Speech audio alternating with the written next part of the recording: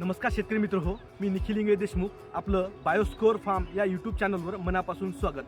मी सध्या ऊसाच्या या पिकामध्ये आहे. आपण बघू शकता की ऊस पीक हे मोठ्या प्रमाणात आपल्या महाराष्ट्रामध्ये घेतले जाते.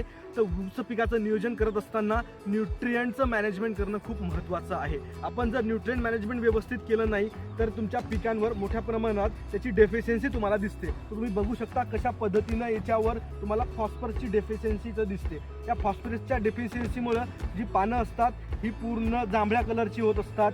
तुमच्या ज्या कडा आहेत तिथं जांभळा कलरचे ते पूर्ण पानं होते. त्यासाठी आपण न्यूट्रिएंट मॅनेजमेंट करणं हे खूप महत्त्वाचं आहे. ऊस पिकामध्ये रासायनिक खताचा संतुलित वापर करण्यासाठी आपण खताचा डोस किती दिला पाहिजे आणि कोणत्या स्टेजमध्ये तो दिला पाहिजे, त्यासाठी आपण ऊसाची मोठी बांधणी किंवा ऊस खोडणे ज्याला म्हणतो, त्यामध्ये सरीचं वरंब्यात आणि वरंब्याचं सरीत रूपांतर करणे आपण ज्याला म्हणतो, त्यावेळेस आपण मोठ्या बांधणीला खताचा शेवटचा डोस दिला पाहिजे. तर खताच्या शेवटच्या डोसमध्ये आपण काय वापरलं पाहिजे, त्यासाठी आपण 10-26-26 एकरी 2 बॅग वापरू शकता किंवा त्या व्यतिरिक्त आपण DAP 1 बॅग अधिक पोटॅश 1 बॅग आणि युरिया 1 बॅग असं मिश्रण पण त्यामध्ये आपण घेऊ शकता.